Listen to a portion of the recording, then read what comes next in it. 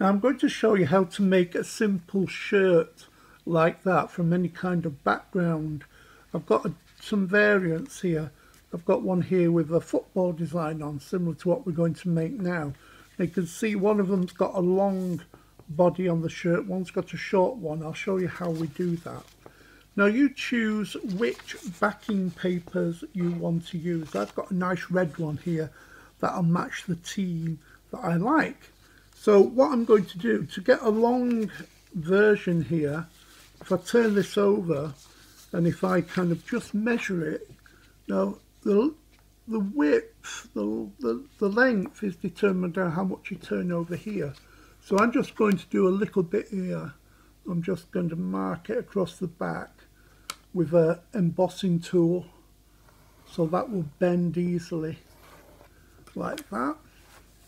And I'm just going to fold that over like so. That will give me a nice long shirt. If I folded it over more like that, then I'd get a shorter shirt. Now next what I'm going to do is take my backing paper and just fold this in half.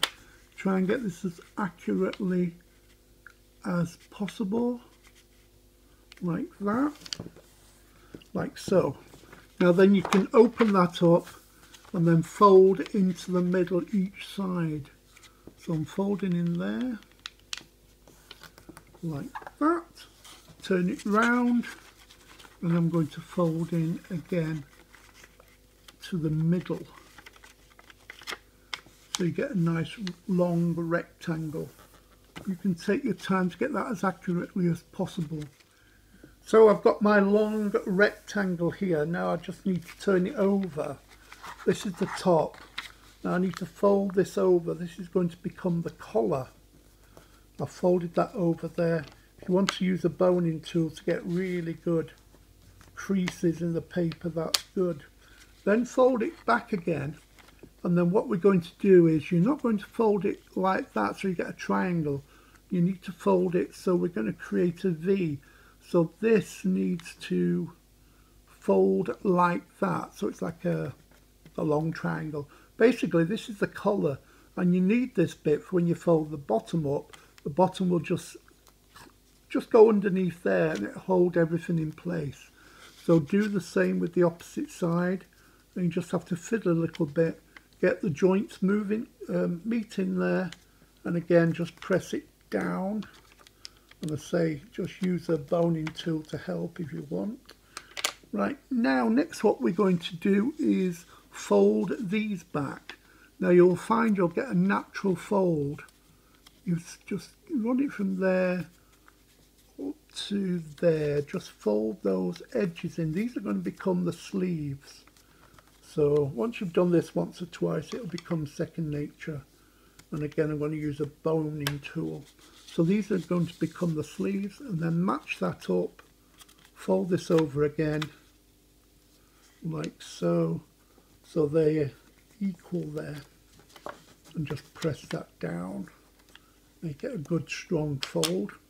Now what you're going to do, it's going to all come together. This is going to fold up like that. Now the idea is, when you fold it over, slot it under the collar there and get it in the right position so it's equal either side, and then that will help you to give you a natural crease down at the bottom so it all fits nicely, like so. Once you've got it in there, you can just use your boning tool to make sure that's in a really good position, and then you end up with a shirt. Now it's great if you're using a paper that's got a white border around it. It naturally creates little borders on the sleeves and the collars, which I think is quite nifty. Now you can also do something like this if you want to. You could turn that into a proper card, and you can open that up, and if you just put a little bit of paper on the inside, you've got a card there. You've got your little insert, and then people can just close that up and slot that in like that. So there's various ways of doing this. You can use all sorts of different papers. You could do this great for Father's Day. You could add a tie to them if you want. I say that's a slightly longer one because I didn't do much of a turnover at the bottom. There's another one here using the white footballs. You could use stripe paper, and you can even use card. I've done this one in card, but it was an 160 gram card, which I think is probably the thickness that you can use. I wouldn't go any higher than that. So there's an example there of just some of the shirts that you can make, and you can decorate them. You've got the basics there. You can do what you want with them after that. Now I've made my shirt up, and I've done a football shirt in red. I'm going to make a very simple card. I've just got an A4 here which I've folded in half. Now what I've done here, I've taken some of the green football paper at the back. It kind of represents the grass that you play on. So I've just stuck that onto a piece of gold or silver card here, and now I'm just going to stick this onto the front of the card. A little bit of glue on there, and turn that over, make sure I'm getting it the right way.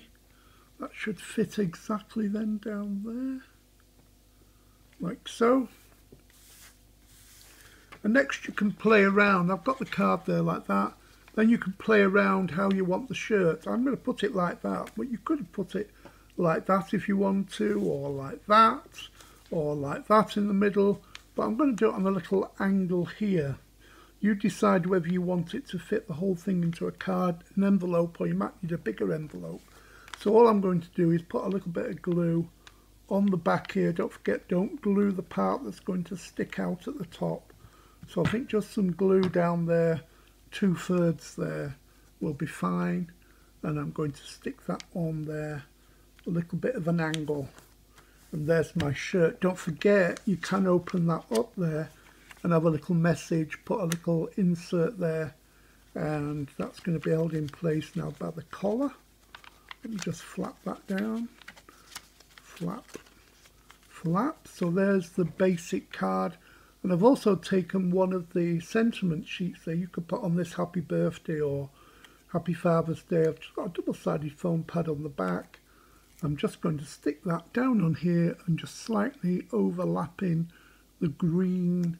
So there's my basic card finished, but you can decorate it any way you want.